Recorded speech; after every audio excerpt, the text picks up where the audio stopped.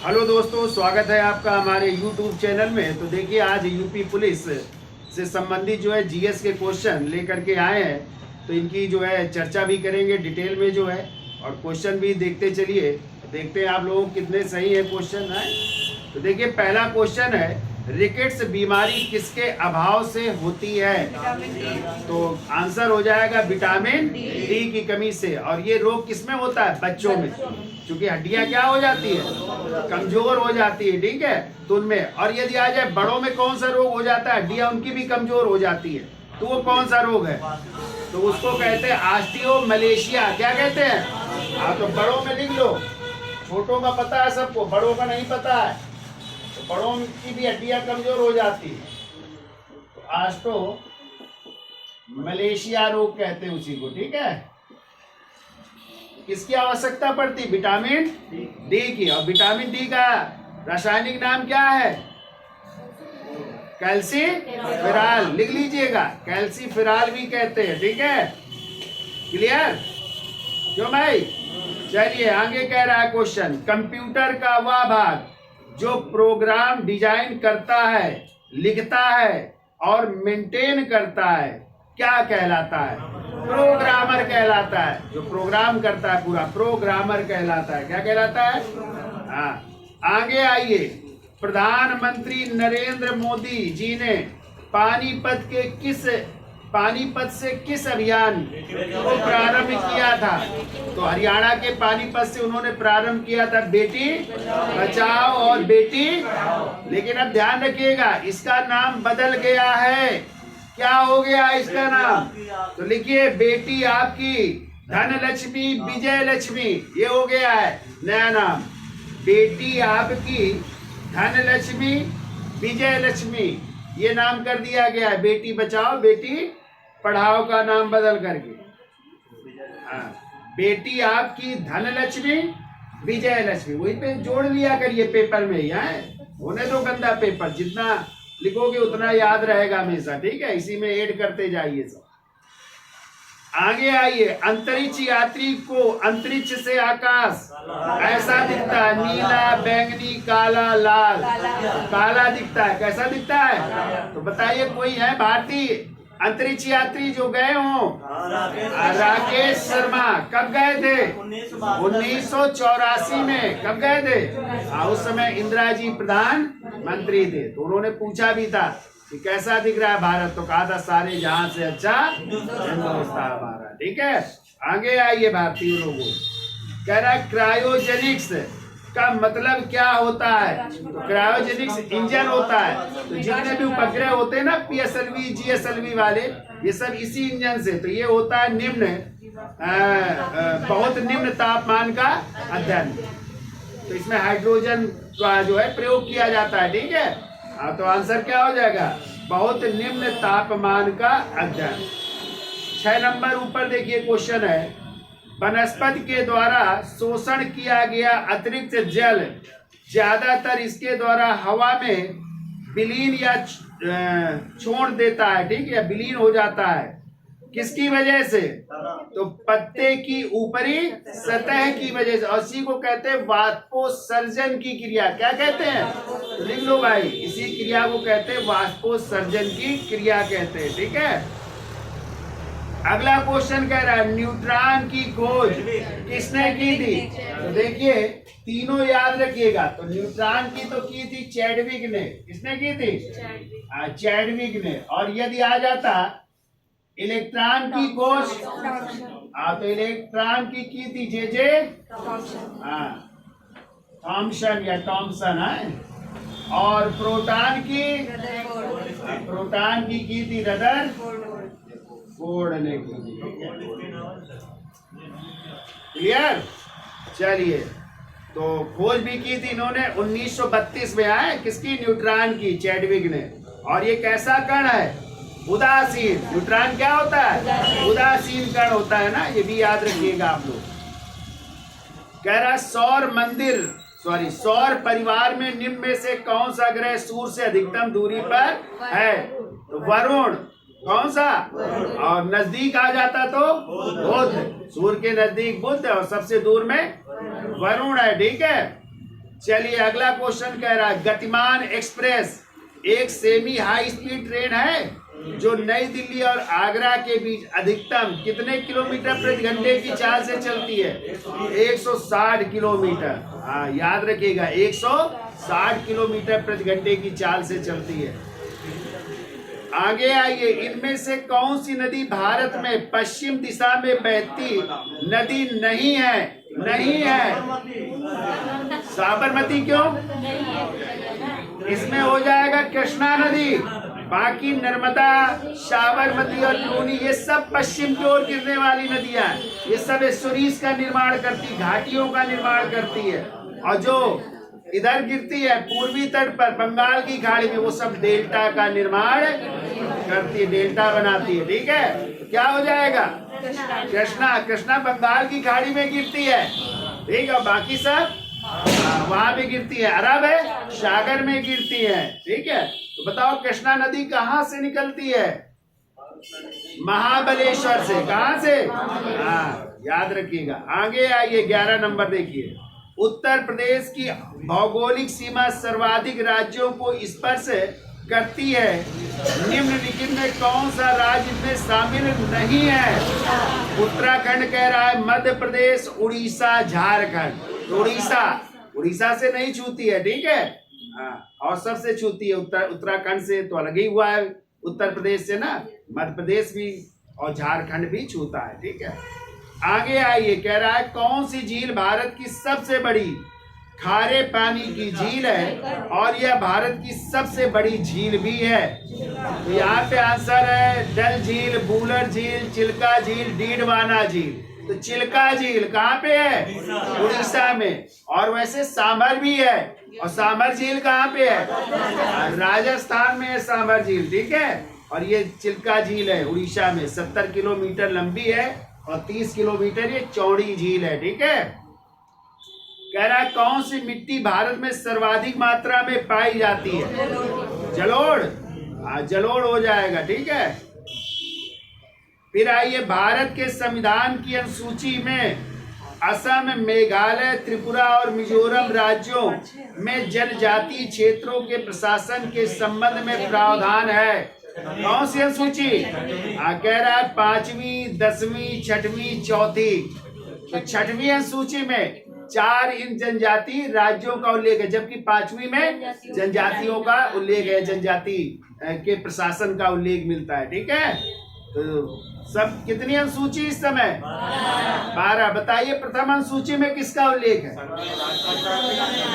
संघ और राज्य क्षेत्र। दूसरी अनुसूची में वेतन एवं भत्ते, जो राज्य पदाधिकारी है ना उनके वेतन भत्ते। और तीसरी अनुसूची में शपथ के प्रारूप का उल्लेख है, 3 लोगों को छोड़ करके, राष्ट्रपति, उपराष्ट्रपति और राज्यपाल। तो बताइए राष्ट्रपति की शपथ का प्रारूप का उल्लेख किस अनुच्छेद में? अनुच्छेद 60 में, उपराष्ट्रपति के 69 में और राज्यपाल के 159 में। बाकी सब की शपथ का प्रारूप अनुसूची 3 में। 4 में क्या है अनुसूची?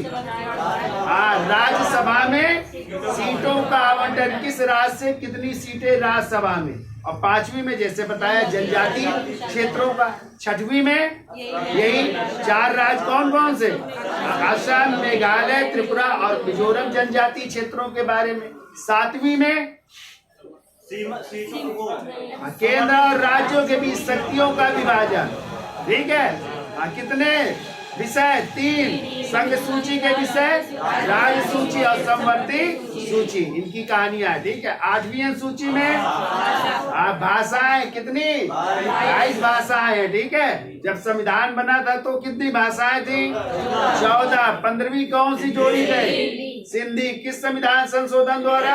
21वें संविधान संशोधन 1967 द्वारा। फिर 3 जोड़ी गई, कौन कौन सी? नेपाली, मणिपुरी, कोंकणी। किस संविधान संशोधन? 71वें संविधान संशोधन 1992 द्वारा। और फिर 4 जोड़ी गई, BDMS, बोडो, संथाली, डोगरी, मैथिली। किस संविधान? 92वें संविधान संशोधन 2002-3 द्वारा। ठीक है, तो आज कितनी भाषाएं? 8वीं से 22। क्लियर? चलिए होशियार हैं आप लोग। आगे आइए भाई। कह रहा है 73वां संविधान संशोधन 1992 के द्वारा भारतीय संविधान में कौन सा शीर्षक से एक परिच्छेद 9 जोड़ा गया जो अनुच्छेद 243 से 243 के ओ के प्रावधान को कवर करता है? तो देखिए इसमें आंसर हो जाएगा पंचायती राज व्यवस्था। तो कब आया था संशोधन? 73वां संविधान संशोधन कब आया? 1992 में आया। और इस समय सरकार थी, कौन थे प्रधानमंत्री? पीवी नरसिम्हा राव जी के समय। ठीक है, ये संशोधन लाया गया और इसी के तहत जो है एक भाग को संशोधित किया गया और वो भाग था 9। कौन सा भाग? और इसी भाग 9 में आपकी है पंचायती राज व्यवस्था है। ठीक है, और इसमें जो है एक अनुसूची जोड़ी गई और वही अनुसूची है कौन सी? 11वीं अनुसूची जोड़ी गई। ठीक है, इसमें कितने अनुच्छेद की बात की जाए तो इसमें 16 अनुच्छेद है। कितने? और ये अनुच्छेद आपके शुरू होते हैं 243 से शुरू होते हैं और 243 के अड़ा तक है। कहाँ तक? अड़ा तक। तो काका काका अंगा, चाचा जाजा इया, टाठा डाडा आड़ा, 15 ये हो गए और एक हो गया 243। तो कितने अनुच्छेद? 16 अनुच्छेद है। और यदि पूछा जाए इसमें विषय कितने हैं तो इसमें विषय की संख्या है 29 विषय। कितने विषय? 29। इतना आपको याद रखना है, याद हो जाएगा। तो पंचायती राज व्यवस्था किस भाग में? 9 में। ठीक है, किस संशोधन द्वारा जोड़ा गया? 73वां संविधान संशोधन 1992। किसके समय? पीवी नरसिम्हा राव के समय। कितने, कौन सी अनुसूची जोड़ी गई? कितने अनुच्छेद? 16। कहाँ से कहाँ तक? कितने विषय? 29 विषय है। ठीक है, याद हो जाएगा। क्लियर? ठीक है, और आ जाए पंचायती राज दिवस कब मनाते हो? तो 24 अप्रैल 1993 को लागू हुआ था। ठीक है, इसीलिए 24 अप्रैल को पंचायती राज दिवस मनाते हैं। नोट कर लिया करिए हैं, सब लोग होशियार नहीं हो, कुछ ही लोग हो। ठीक है, आगे आइए। कह रहा भारत के संविधान का कौन सा अनुच्छेद राष्ट्रीय महत्व के स्मारकों और स्थानों और वस्तुओं की सुरक्षा से संबंधित है?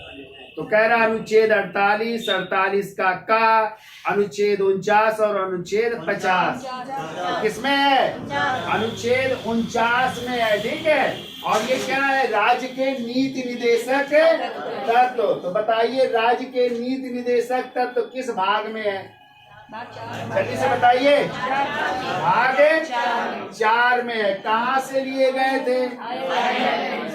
तो भाग 4 में। कहाँ से?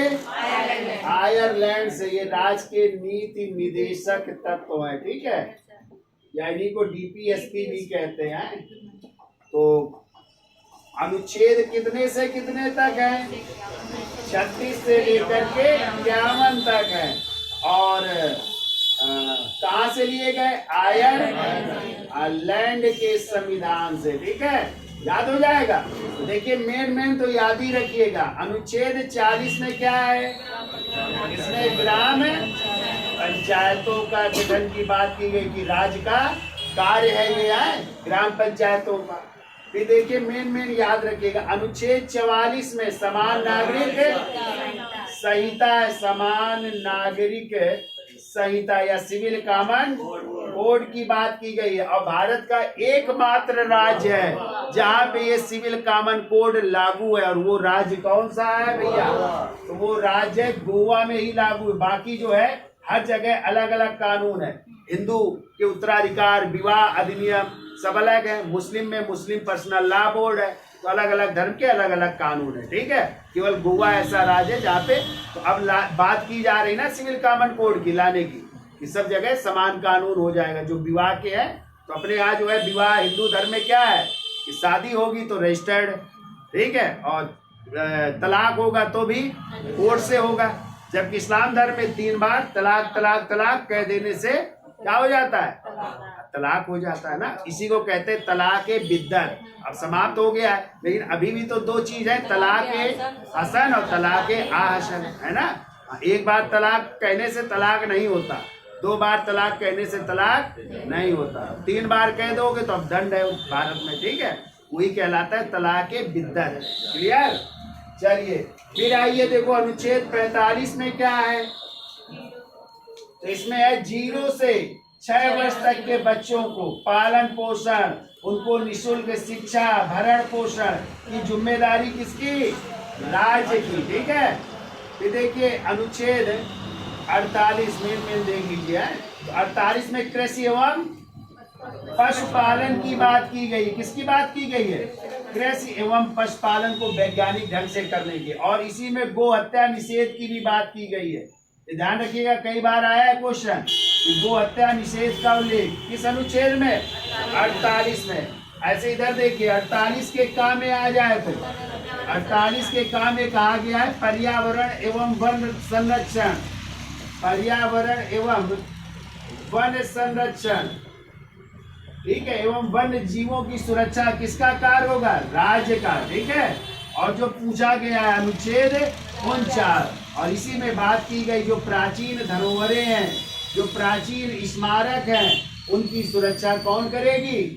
राज्य सरकार की गारंटी। और इसी के लिए आपने भारतीय पुरातत्व विभाग के अंडर में नहीं कर दी जाती प्राचीन धरोहरों को। ठीक है, 50 आ जाए तो 50 में ही कहा गया है कार्यपालिका को न्यायपालिका से अलग करने की बात की गई है। ठीक है, कार्यपालिका को न्यायपालिका, यानी कह सकते हैं शक्ति के पृथक्करण का सिद्धांत है ये। क्या है? शक्ति के पृथक्करण का सिद्धांत। ठीक है, और अनुच्छेद 51 में यदि बात की जाए तो इसमें अंतरराष्ट्रीय शांति, अंतरराष्ट्रीय शांति एवं सुरक्षा की बात की गई है।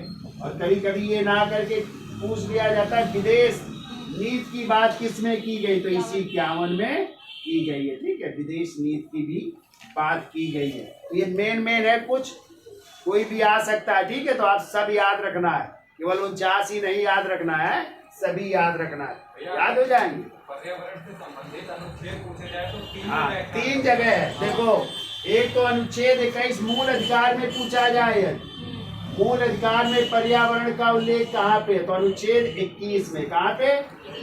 इसमें कहा गया है आपका अधिकार है स्वच्छ पर्यावरण प्राप्त करना, स्वच्छ जल, स्वच्छ वायु, स्वच्छ भोजन, ये प्राप्त करना आपका मूल अधिकार है। और जैसे अभी हमने बताया राज्य के नीति निदेशक तक में, तो अनुच्छेद 48 के काम है। अभी हमने बताया ना पर्यावरण एवं वन संरक्षण की जिम्मेदारी किसकी? राज्य की। और तीसरा आपको याद रखना अनुच्छेद 51 के का जो 7वां नंबर है, कौन सा?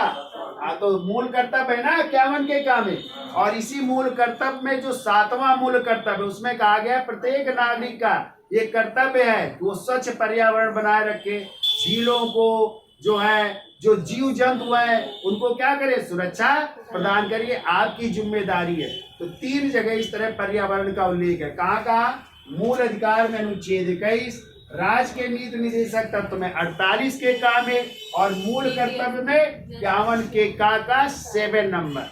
11 है ना मूल कर्तव्य, फंडामेंटल ड्यूटीज, जो कहाँ से लिए गए हैं? रूस से, यूएसएस या पूर्व सोवियत किस संशोधन द्वारा जोड़े गए थे?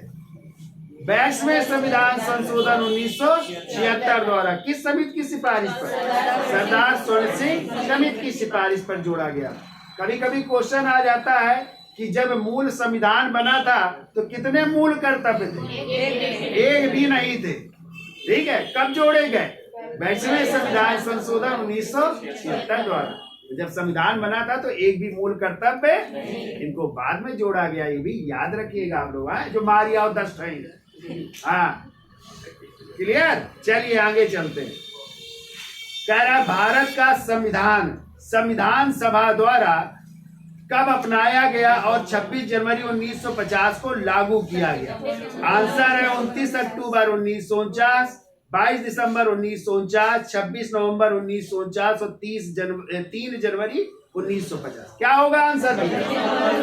तो 26 नवंबर 1949 को संविधान को अंगीकृत, अधिनियमित एवं आत्मार्पित किया गया था या अपनाया गया था, ये भी याद रखना है आपको। ठीक है, तो बताइए अच्छा संविधान की पहली बैठक कब हुई थी? 9 दिसंबर 1946। कौन थे इसके अस्थायी अध्यक्ष? डॉक्टर सच्चिदानंद सिन्हा। 11 दिसंबर 1946 को स्थायी अध्यक्ष कौन बने? डॉक्टर राजेंद्र प्रसाद बने। और संविधान के संवैधानिक सलाहकार कौन थे? बी.एन. राव। का पूरा नाम था बेनेगल नरसिंह राव। और आज संविधान सभा के उपाध्यक्ष कौन थे? तो पहले हीरेन चंद्र मुखर्जी और बाद में वीटी कृष्णाचारी बने। ठीक है। और आज उद्देश्य प्रस्ताव किसने प्रस्तुत किया? पंडित जवाहरलाल का प्रस्तुत किया 13 दिसंबर 1946 को। और ये उद्देश्य प्रस्ताव कब अपनाया गया? 22 जनवरी 1900। और यही संविधान की क्या बना? प्रस्ताव। तो कितने दिन लगे संविधान बनने में? 2 वर्ष 11 माह 18 दिन। कितने लाख रुपए खर्चा हुआ? 64 लाख, लगभग 64। और कब बन करके तैयार हुआ? 26 नवंबर 1949। इसी दिन जो है संविधान को अंगीकृत, अधिनियमित या आत्मार्पित किया गया। और ये 11वीं बैठक हुई। 284 सदस्यों ने हस्ताक्षर किए और 16 अनुच्छेदों को इसी दिन लागू भी किया गया। ठीक है। और फिर जो है 12वीं बैठक होगी 24 जनवरी 1950। कब होगी? 24 जनवरी 1900। फिर 284 सदस्य हस्ताक्षर करेंगे संविधान पर, आए पुस्तक पर। तो संविधान कितनी प्रतियों में लिखा गया? 3। 2 अंग्रेजी में और 1 हिंदी में। तो बताओ अच्छा अंग्रेजी में किसने लिखा? प्रेम बिहारी नारायण रायजादा ने। इटैलिक शैली में। किस शैली में? बढ़िया अक्षरों से है। और हिंदी में किसने लिखा? बसंत कृष्ण वैद्य ने। किसने लिखा? और जो ये संविधान जब आपका बना, इसमें कितने अनुच्छेद हैं? 395 अनुच्छेद। कितनी अनुसूचियां थी? 8। और भाग कितने थे? 22। और यदि आ जाए वर्तमान में कितने अनुच्छेद हैं? 395 ही। अनुसूचियां 12 और भाग 22। लेकिन जब आ जाए गणना की दृष्टि से अनुच्छेद तो 470 है। और गणना की दृष्टि से भाग 25। कितने हो गए?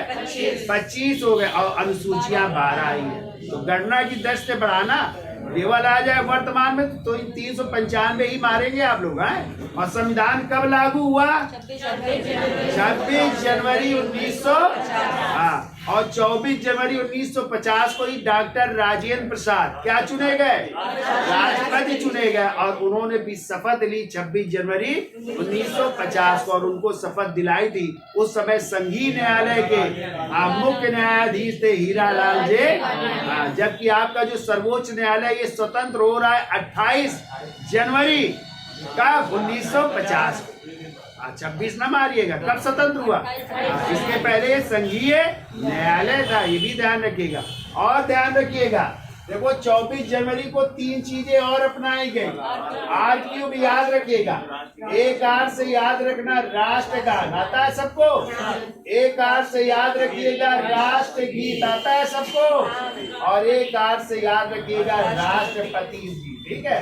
ये तीनों चीजें अपनाई गई हैं 24 जनवरी 1950। इसी दिन राष्ट्रगान यानी जन गण मन अपनाया गया। इसी दिन राष्ट्रगीत यानी वंदे मातरम। इसी दिन हमने बताया डॉक्टर राजेंद्र प्रसाद राष्ट्रपति चुने हैं। ये भी याद हो जाएगा। R³ मैथ के धुरंधर हो ना आप लोग।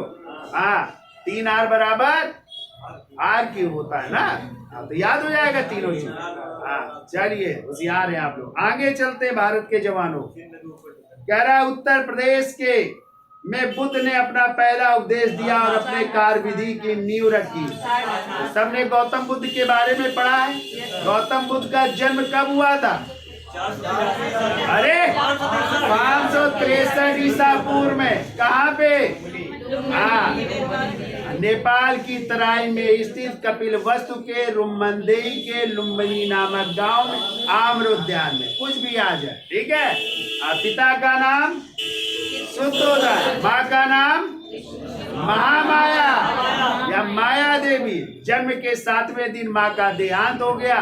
पालन पोषण किया उनकी मौसी प्रजापति गौतमी ने किया। ठीक है, फिर इनका विवाह हुआ 16 वर्ष की आयु में किसके साथ? यशोधरा।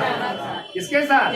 और बचपन का नाम था इनका सिद्धार्थ। वर्धमान नहीं तो सिद्धार्थ। क्या नाम था? हाँ। और शादी हुई किसके साथ? यशोधरा के साथ। किसके? यशोधरा के बहुत सारे नाम हैं। तुम लोगों ने सिर्फ एक ही नाम सुना होगा, बिंबा, गोपा, भद्रकचना, समुद्र का। कितने सारे नाम है यशोधरा। पुत्र की प्राप्ति हुई। क्या नाम था? राहुल। कितने वर्ष की अवस्था में गृह त्याग किया? 29। कितने वर्ष में? हाँ, चुपचाप, किसी को बता के नहीं गए। ठीक है, क्या आप लोगों को बताया था? हाँ, चुपचाप पत्नी बेटे को सोता हुआ छोड़कर।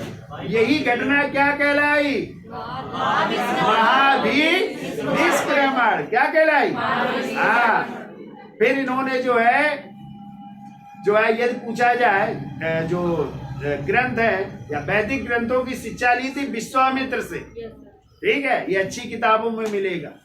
और फिर इनके प्रथम गुरु थे सांग दर्शन के आचार्य आलार कला।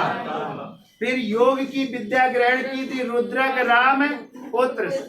फिर उर्वेला गए, वहां पे 6 वर्ष तक 5 ब्राह्मण सन्यासियों के साथ तपस्या। ना इनको ज्ञान प्राप्त हुआ ना उन सन्यासियों को। और इन्होंने खीर अलग से खा ली, सुजाता नामक एक महिला। वो पांचों जो है सन्यासी नाराज हो गए और कहाँ चले गए? सारनाथ। कहाँ चले गए? हाँ। तब भी गौतम बुद्ध पहुंचे वहां से बोध गया। तो बोध गया में निरंजना या पुनपुन या इसी को फाल्गु नदी के किनारे 7 दिन 7 रात पीपल या बैठ या अश्वत्थ वृक्ष के नीचे। फिर 8वें दिन, वो दिन था बैसाख पूर्णिमा। उनको ज्ञान की प्राप्ति हुई। घटना कहलाई संबोध या निर्वाण। क्या कहलाई? संबोध या निर्वाण। फिर पहला उपदेश देते, कहते हैं ये 1 हफ्ते 2 हफ्ते बैठे रहे उसी पर। थोड़ा ये डिटेल में है, थोड़ी कहानी है, सुन लीजिए। ये अभी टीजीटी का क्वेश्चन है। तो जब ये नई प्रचार करने जा रहे थे, ज्ञान प्राप्त हो गया, तो कहते हैं भगवान ब्रह्मा जी आए और इनसे 3 बार याचना की हे गुरुदेव आपको ज्ञान प्राप्त हो गया, इस ज्ञान का प्रचार करिए।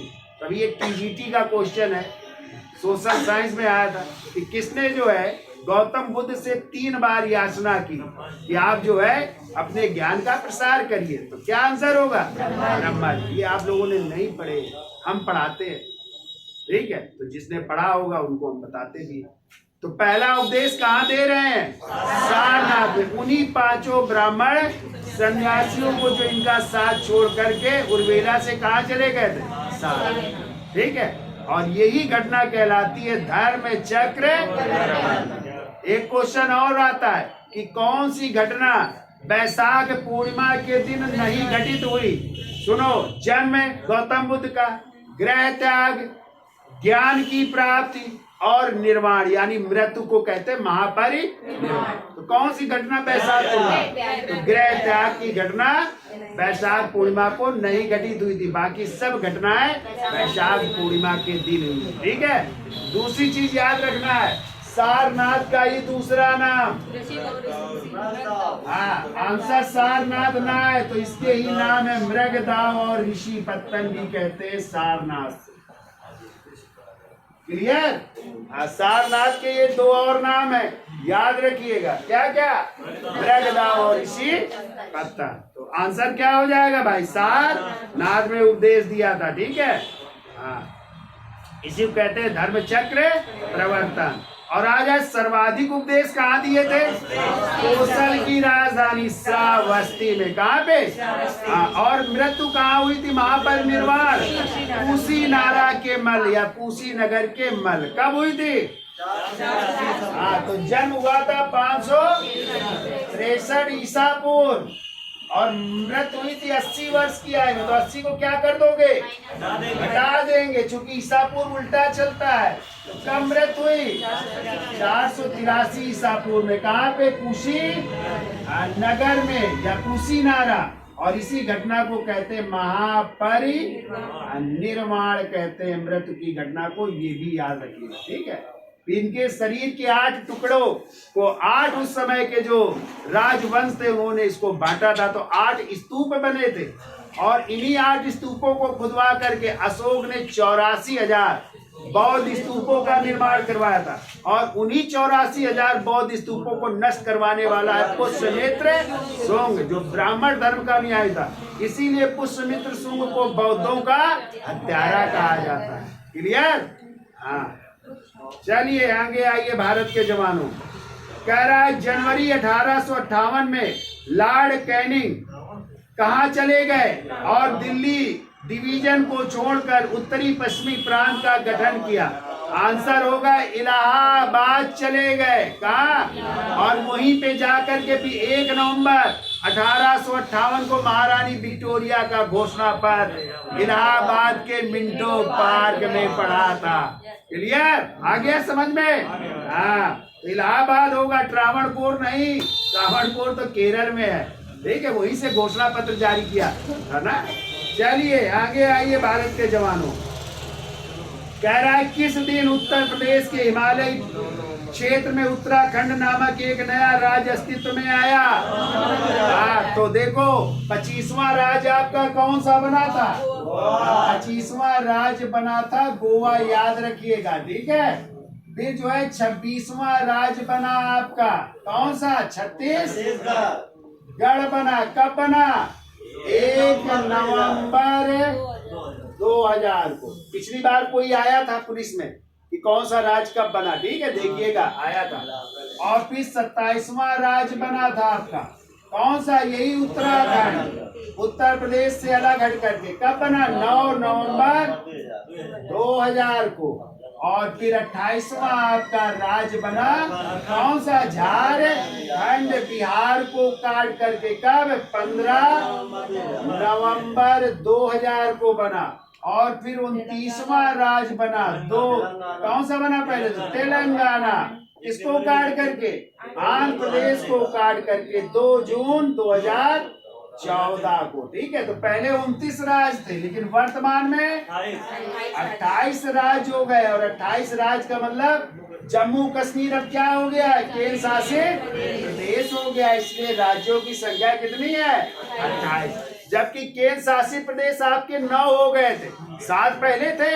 अभी आपको पता है 31 अक्टूबर 2019 को 2 बन गए। कौन कौन? जम्मू कश्मीर और लद्दाख बन गए थे। कितनी हो गई थी संख्या? 9 हो गई थी। लेकिन आज कितने हैं केंद्र शासित? 28, सॉरी कितने? 8 है। कितने?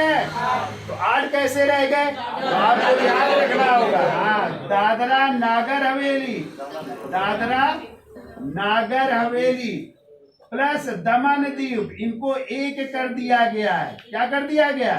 अब ये एक हो गए, पहले अलग अलग थे। ठीक है, और कब एक हो गए हैं?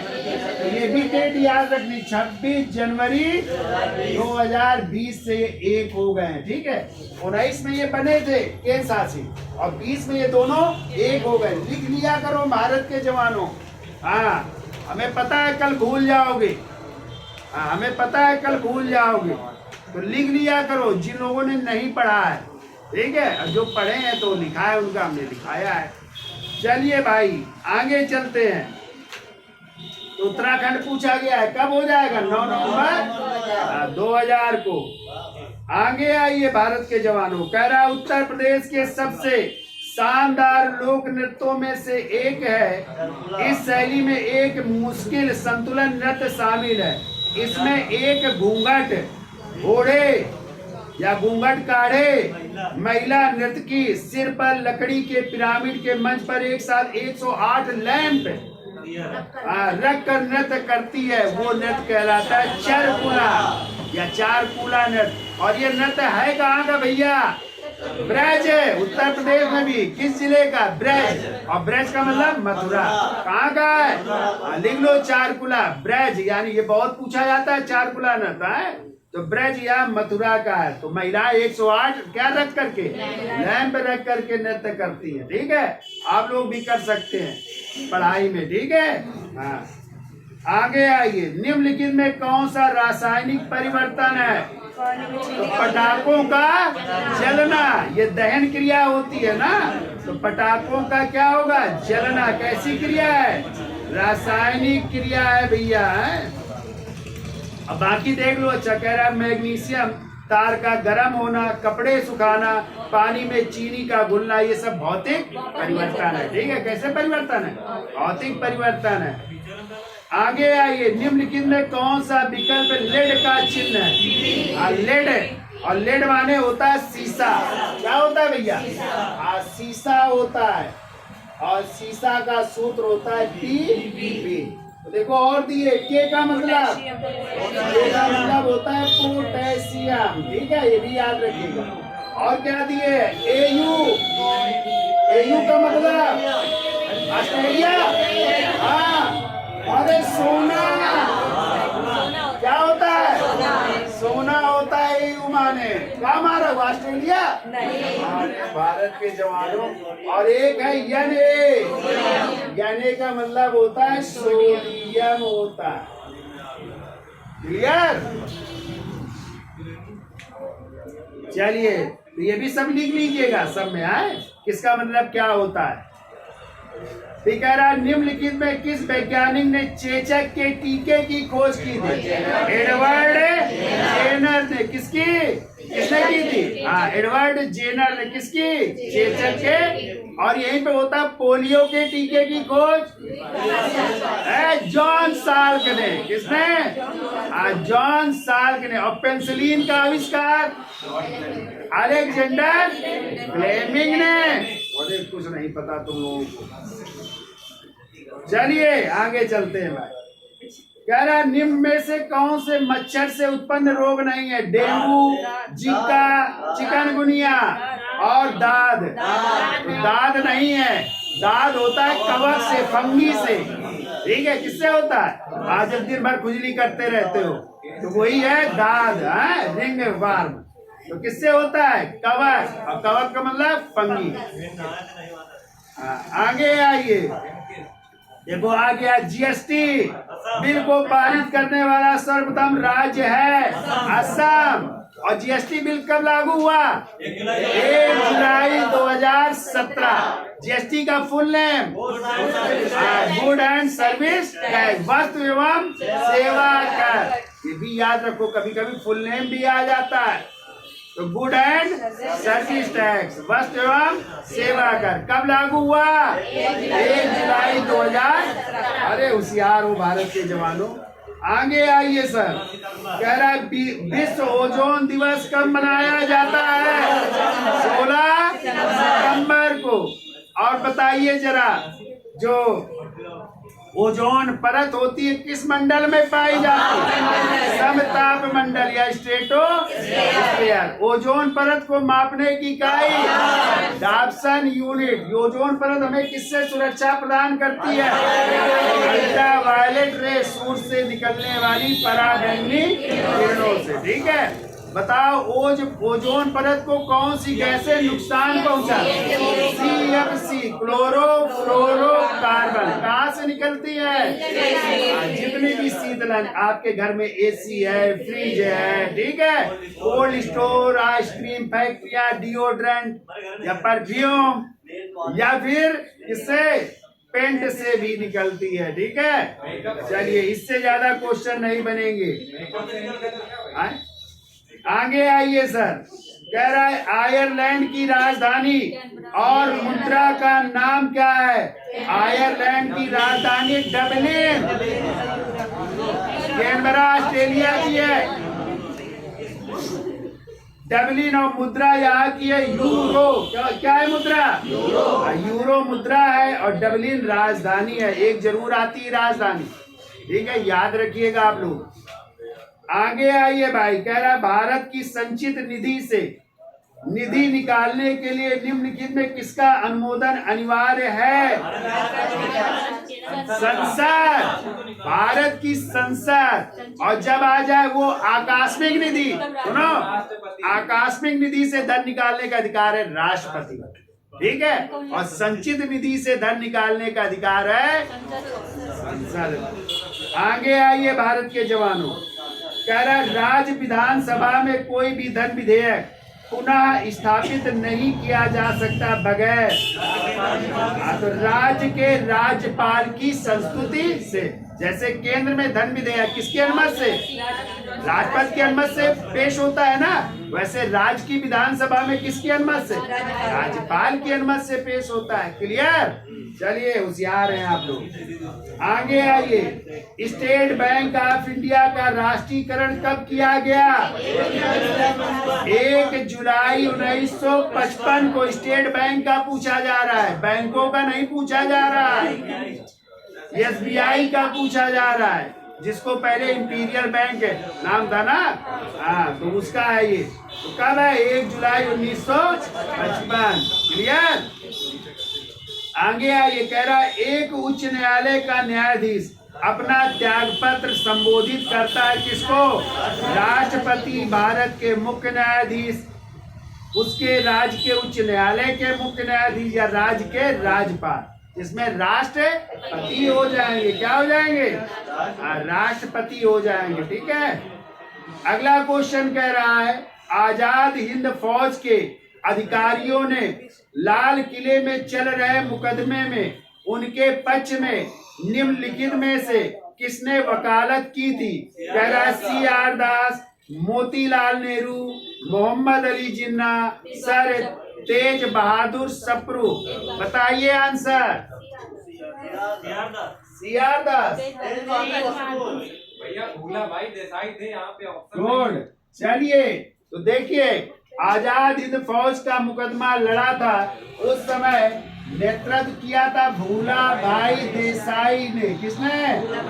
हाँ, लेकिन इनके सहयोगियों में से थे तेज बहादुर सप्रू। तो यहाँ पे आंसर होगा तेज बहादुर सप्रू ने भी लड़ा था, लेकिन किसके नेतृत्व में? भूला भाई देसाई को। तो 3 लोगों को फांसी की सजा हुई थी, प्रेम सैगर, शहनवाज हुसैन और एक वो ढिल्लो थे, गुरदयाल सिंह ढिल्लो। ठीक है। तभी नारा लगते थे, लाल किले को तोड़ दो, आजाद हिंद फौज को। तो इनको मुकदमा चला था दिल्ली के लाल किले में, जिसको कहते थे सलीमगढ़ का किला। ठीक है। तो वो था। फिर इसमें लॉर्ड वेवेल जो उस समय भारत के वायसराय थे, उनको विशेषाधिकार का प्रयोग करना पड़ा और तीनों की फांसी की सजा को आजीवन कारावास में बदल दिया गया था। ठीक है। तो क्या हो जाएगा आंसर? तेज बहादुर सप्रू हो जाएंगे। आगे आइए, कह रहा है मध्यकालीन भारत के मुगल शासक वस्तुतः थे फारसी थे, अफगानी थे, चगताई तुर्क थे या इनमें से कोई नहीं? तो चगताई वंश के थे। और चगताई जो मुगल वंश है उसका नाम चगताई वंश क्यों पड़ा पता है? तो चूंकि आप लोगों ने चंगेज खां का नाम सुना है, चंगेज खां के दूसरे पुत्र के नाम पर, किसके नाम पर? दूसरे पुत्र के नाम पर इस वंश का नाम पड़ा था चगताई वंश। ठीक है। और आप लोगों ने पढ़ा है मुगल वंश जो बाबर था, पितृपक्ष की ओर से किसका वंशज था? चंगेज खां का। कौन सा? 14वां वंशज। और जबकि मातृपक्ष की ओर से तैमूर लंग का, किसका? 5वां वंशज था। ठीक है। तो इसमें मंगोलों का खून था, इसी मंगोल के कारण इस वंश का नाम पड़ा मुगल वंश। क्या पड़ा? हाँ, ये भी याद रखिएगा।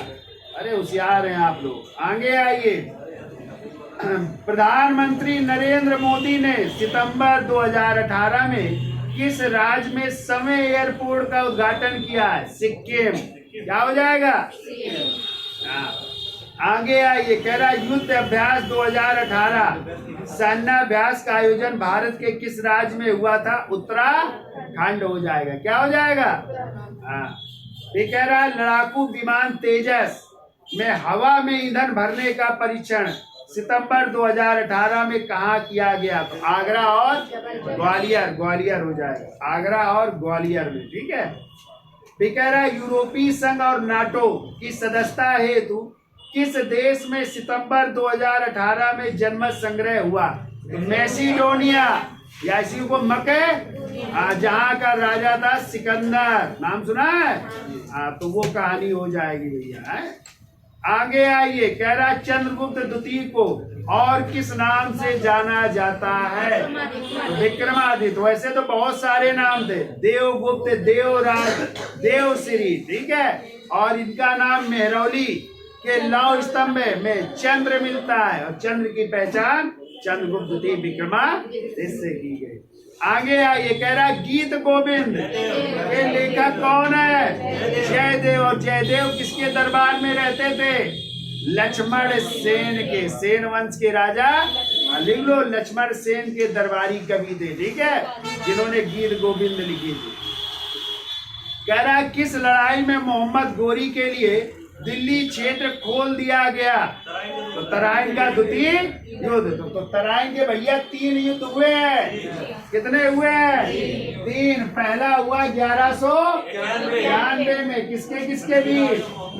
मोहम्मद गोरी और तो देखिए, पहला तराइन का प्रथम युद्ध है 1191 में, किसके किसके बीच? पृथ्वीराज चौहान प्लस मोहम्मद गोरी। तो कौन पराजित हुआ? मोहम्मद गोरी इसमें पराजित हो गए, ठीक है। फिर दूसरा हुआ, दूसरा हो रहा है 1192 में, ठीक है। ये भी इन्हीं के बीच हुआ, पृथ्वीराज और मोहम्मद गोरी के भी। लेकिन इस बार कौन जीत गया? मोहम्मद गोरी जीत गए, इनकी विजय हुई और पृथ्वीराज आज तभी इनका अधिकार हो गया अजमेर और दिल्ली में। तीसरा आप लोगों ने नहीं पढ़ा होगा, तो वो देखो, तराइन का तीसरा युद्ध है 1215 ईस्वी में, ठीक है। और ये हुआ था किसके किसके बीच? इल्तुतमिश और ताजुद्दीन यलदौज के बीच। ताजुद्दीन यलदौज के बीच हुआ था, ठीक है, जो कुतुबुद्दीन ऐबक के ससुर भी थे। किसके ससुर थे? हाँ। और फिर जो है नसीरुद्दीन कुबाचा ने अधीनता स्वीकार कर ली थी और फिर वही सिंधु नदी में कूद करके बर्दाश्त नहीं कर पाया था ना कुबाचा, और इसको फिर मृत्युदंड दिया गया था यलदौज। तो ये युद्ध भी याद रखना, इल्तुतमिश और किसके बीच? ताजुद्दीन यलदौज, ठीक है। तो 15 कहीं कहीं मिलेगा, कहीं कहीं 16, 15 या 16, वैसे 15 ज्यादा सही है, ठीक है। 16 भी कर सकते हैं, जब 15 ना हो तो 16 भी मार सकते हैं। 1516 है, सॉरी 1216, तो 15 या 16 भी है। चलिए आगे आते हैं भाई।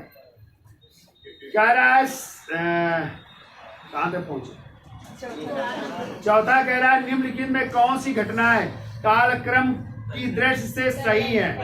पहला तो देखो, सविनय अवज्ञा आंदोलन 12 मार्च 1930, लिख लो डेट भी, 12 मार्च 1930। फिर भारत छोड़ो आंदोलन 8 अगस्त 1942। कब हुआ? 8 अगस्त 1942। और कैबिनेट मिशन प्लान आया 24 मार्च 1946। कब आया? 24 मार्च 1946। तो ए आंसर हो जाएगा, यही क्रम में व्यवस्थित है, ठीक है। 5वां नंबर देखिए ऊपर, कह रहा है कथकली किस राज्य का प्रमुख नृत्य है? केरल। एक जरूर आएगा शास्त्रीय नृत्य, तो कथकली केरल, और मोहिनीअट्टम भी केरल का, भरतनाट्यम तमिलनाडु का, ठीक है। और वो आ जाए कथक ओडिसी उड़ीसा, सात्रिया, हाँ सात्रिया असम का, और कुचिपुड़ी, भरतनाट्यम, तो ये 8 शास्त्रीय, और मणिपुरी, तो ये 8 शास्त्रीय नृत्य, एक आएगा, हमें भी नहीं पता है कौन सा आएगा, ठीक है। तो 8 याद हो जाए आपको।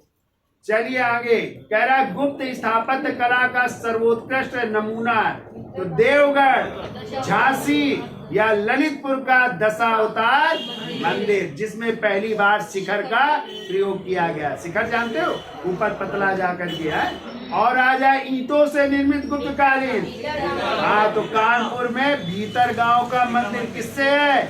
ईंटों से निर्मित। ऐसे एक और है सिरपुर का लक्ष्मण मंदिर, भी ईंटों से निर्मित मंदिर है, ठीक है। तो ये वाला बहुत पूछा जाता है, कानपुर वाला, भीतर गांव का कैसा मंदिर? ईंटों से। और पहला मंदिर उदाहरण तो देवगढ़ झांसी का दशावतार, ये सर्वोत्कृष्ट उदाहरण है, ठीक है। आगे आइए, सूर्य से बढ़ती दूरी के अनुसार ग्रहों का सही क्रम क्या है? तो सबसे पहले सूर्य के निकट बुध, शुक्र, पृथ्वी, फिर मंगल। तो बुध, शुक्र, पृथ्वी, मंगल है आंसर कोई? चलिए डी आंसर हो जाएगा। फिर कह रहा है कौन सा युग में सुमेलित नहीं, एक तरफ हवाएं हैं दूसरी तरफ स्थान है भैया। तो मिस्ट्रल कहाँ की हवा है? फ्रांस की, और ये ठंडी हवा है। कैसी है? हाँ लिख लीजिएगा। यामो कहाँ की है? यामो पूछी गई है पिछली बार, ये जापान की है। कहाँ की है? और ये गर्म हवा है, ठीक है। और खमसिन कहाँ की है? मिस्र की। कहाँ की है? और ये भी गर्म है। ये तो सही है। गलत क्या है? सिराको ऑस्ट्रेलिया कह रहा है। सिराको ऑस्ट्रेलिया की नहीं है, सहारा मरुस्थल में चलती है इटली में। कहाँ पे? सहारा मरुस्थल इटली में चलने वाली गर्म हवाएं हैं। तो लिख लो सहारा मरुस्थल इटली है, सिराको गर्म हवाएं। अब देखिए कह रहा है प्रति चक्रवात की विशेषता क्या है?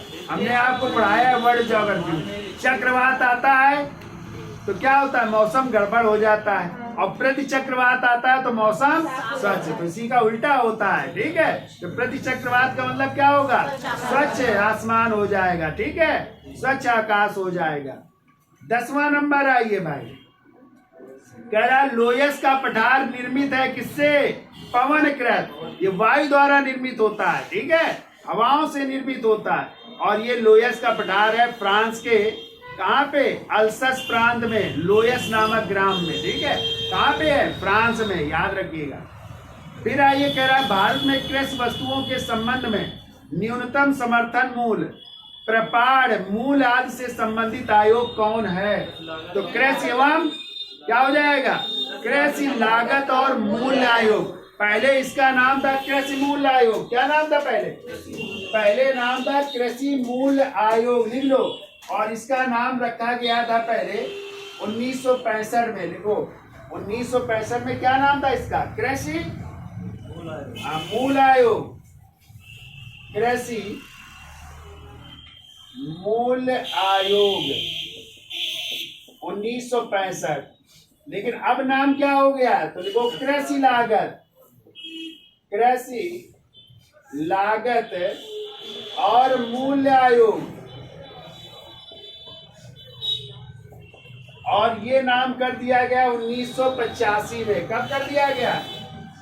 1985 में। और यही है निर्धारित करती है रेट, जिसे कहते हैं MSP, मिनिमम सपोर्ट प्राइस, या न्यूनतम समर्थन मूल्य। न्यूनतम समर्थन मूल्य अभी खूब चर्चा थी ना, किसान इसी की तो मांग कर रहे थे कि आप निर्धारित करिए MSP रेट। नहीं कहें गेहूं इस भाव में खरीदेगी सरकार, उसका न्यूनतम समर्थन मूल्य ये होगा। तो कौन घोषणा करता है? कृषि लागत और मूल्य आयोग MSP की घोषणा करती है, ठीक है। कि गेहूं इतने में लेगी, लेवी में नहीं जाते गेहूं, क्या धान लेवी में जाएंगे? नहीं, सरकार खरीदेगी। तो वो होता है मिनिमम सपोर्ट प्राइस या न्यूनतम समर्थन मूल्य। आगे आइए भाई, कह रहा कौन सा सही नहीं है? पहली पंचवर्षीय योजना 1951 से 56 सही है। दूसरी पंचवर्षीय योजना 1956 से 61, ये भी सही है। तीसरी पंचवर्षीय योजना 61 से 66, ये भी सही है। और चौथी कह रहा है 66 से 71, ये गलत है। चौथी शुरू हुई थी 1969 से 74 तक, और बीच में 3 साल क्या चली थी? रोलिंग। तो एक वर्ष के लिए अनवरत योजना। कौन सी योजना? एक वर्ष 66 से 69 तक चली थी ना, तो इसलिए डी गलत हो जाएगा भैया, ठीक है। आगे आइए, कह रहा अन्नपूर्णा योजना किस वर्ष कार्यान्वित की गई? सन 2000 और 2001 में है। 2001 होना चाहिए। चलो 2000 कर लो है। और इसमें क्या होता है? इसमें होता है ये ग्रामीण विकास मंत्रालय का कार्यक्रम है। इसमें 65 वर्ष के ऊपर के जो आयु के लोग हैं उनको 10 किलोग्राम अनाज मुहैया कराएगी सरकार, ठीक है। वो है यहाँ की अन्नपूर्णा योजना। कह रहा राष्ट्रपति को पद एवं गोपनीयता की शपथ कौन दिलाता है भैया? हाँ, उच्चतम न्यायालय के किस अनुच्छेद में है राष्ट्रपति की शपथ? हाँ, तो अनुच्छेद 60 में है। अभी हमने बताया था राष्ट्रपति की शपथ का प्रारूप किसमें है? अनुच्छेद 60 में है राष्ट्रपति की शपथ। ध्यान रखिएगा है, रट लीजिए बिल्कुल। नौकरी पाना है तो हम तो रहेंगे, आप लोग चले जाओगे गांव, वापस बुला लिए जाओगे, ठीक है? हाँ नहीं मिले, हम तो यही रहेंगे। आइए अगला क्वेश्चन कह रहा है वर्तमान में संपत्ति का अधिकार एक प्रकार का विधिक अधिकार है। कैसा अधिकार है? विधिक या कानूनी अधिकार है। पहले संपत्ति का अधिकार मूल अधिकार था, 7वां मूल अधिकार था, इस संशोधन द्वारा समाप्त किया गया। 44वें संविधान संशोधन 1978 द्वारा इसको समाप्त करके एक कानूनी अधिकार कहाँ पे भेज दिया गया?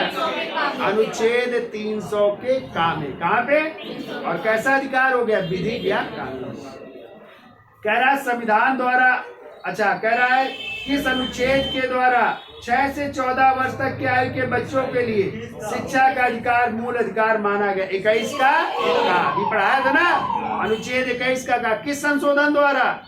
86वें संविधान संशोधन 2002 द्वारा, ठीक है। अब शिक्षा का अधिकार हो गया है मूल अधिकार। कह रहा है संविधान द्वारा अंतिम रूप से पारित संविधान में कुल कितने अनुच्छेद और अनुसूचियां थी? 395 अनुच्छेद और 8 अनुसूचियां, क्योंकि जब बना था, ठीक है, तो कितने अनुसूचियां? 8। अब भाग 22 भाग थे, ठीक है। वर्तमान में आ जाए तो 395 अनुच्छेद, 22 भाग और 12 अनुसूचियां। अब 12 अनुसूचियां याद रखिएगा, ठीक है। कह रहा है भारतीय संविधान के किस भाग को भीमराव अंबेडकर ने अनुच्छेद 32 में हृदय तथा उसकी आत्मा की संज्ञा दी है? तो संवैधानिक उपचारों के जो अनुच्छेद 32 में इसी को संविधान की आत्मा या हृदय याद हो जाएगा। चलिए आगे आगे। कह रहा है एन एरिया ऑफ डार्कनेस किसकी रचना है?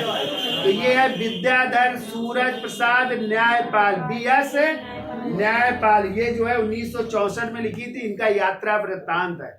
क्या है ये? यात्रा वृत्तांत है। आइए कह रहा मूत्र का पीला रंग किसकी मौजूदगी के कारण होता है? यूरोक्रोम की मौजूदगी के कारण होता है, ठीक है। हाँ, फिर कह रहा है जंग से बचाने के लिए लोहे पर जस्ते की परत चढ़ाने को क्या कहते हैं? गैल्वेनाइजेशन कहते हैं। क्या कहते हैं? नाइजेशन कहते हैं। डी हो जाएगा 21 का डी है। फिर कह रहा है रेल की पटरियां अपने वक्रों पर किस कारण से बैक की गई होती है? तो इसमें हो जाएगा रेलगाड़ी के भार के 36 घटक से आवश्यक अभिकेंद्रीय बल प्राप्त किया जा सकता है। सी हो जाएगा। कह रहा उत्तर प्रदेश का प्रसिद्ध दुधवा नेशनल पार्क किस जिले में है? तो दुधवा राष्ट्रीय उद्यान भी है ना, जो लखीमपुर खीरी में है, ठीक है।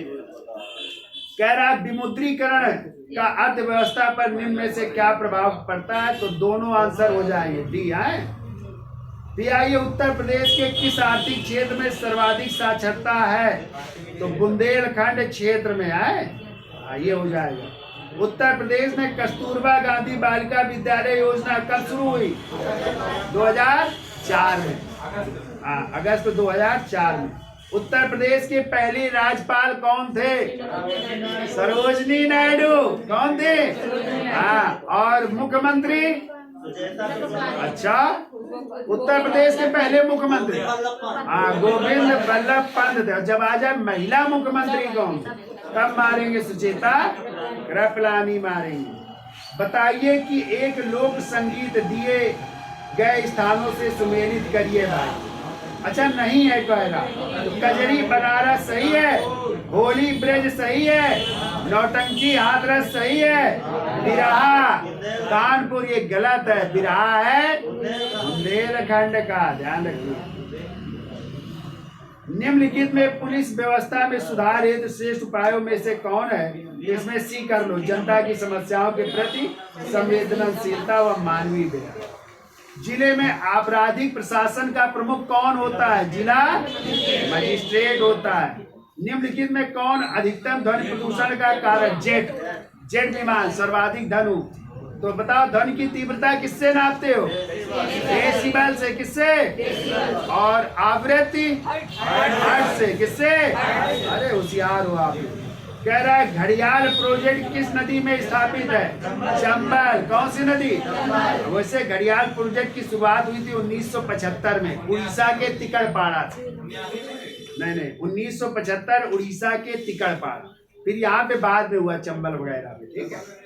हाँ ये बाद में हुआ। आगे आइए, पारिस्थितिकी तंत्र के खाद्य श्रृंखला का सही अनुक्रम क्या है? तो क्या हो जाएंगे? उत्पादक, फिर शाकाहारी, फिर मांसाहारी, फिर अपघटक। अरे उत्पादक, उपभोक्ता और अपघटक। उत्पादक में क्या आ जाएंगे? हरे फिर उपभोक्ता 3 प्रकार के, प्राथमिक, द्वितीय, तृतीय, और अपघटक में जीवाणु, कवक, फंगी, ये सब आ जाएंगे। आगे आइए, भूटान देश की राजधानी एवं मुद्रा। आप तो भूटान की राजधानी है थिम्पू और मुद्रा का नाम है नुगुल्ट्रन। क्या नाम है? हाँ, इसमें कह रहा गुल तुरुम है, ये भी कह सकते हैं। फिर आइए, प्रवासी भारतीय दिवस कब मनाते हैं? 9 जनवरी। इसी दिन गांधी जी दक्षिण अफ्रीका से भारत आए थे 9 जनवरी 1900। बम्बई में उतरे थे अपोलो बंदरगाह में। तब बंदरगाह का क्या नाम था? अपोलो नाम था, याद रखिएगा बम्बई बंदरगाह का है। आगे आइए, टेलीफोन की खोज ग्राहम बेल ने की थी, याद हो जाएगा। अच्छा, टेलीफोन और टेलीविजन होता तो J.L. बेयर्ड ने की थी, ठीक है। ठीक कह रहा है, भारत एवं यूएसए के बीच नई दिल्ली में हुए 2+2 डायलॉग में दोनों देशों के किन मंत्रियों ने हिस्सा लिया? तो रक्षा मंत्री और विदेश मंत्री हो जाएंगे। किस देश ने वर्ष 2020 में होप नाम से मंगल ग्रह पर मिशन भेजने की घोषणा की थी? सऊदी अरब अमीरात, UAE ने। तो ये क्वेश्चन थे आपके पुलिस से संबंधित जीएस और जीके के क्वेश्चन। उम्मीद है आपको जो है पेपर अच्छा लगा होगा और जो हमने समझाया है वो भी समझ में आया होगा। तो वीडियो अच्छा लगा हो तो लाइक करिए, शेयर करिए, देखते भी रहिए, सब्सक्राइब भी करिए। धन्यवाद।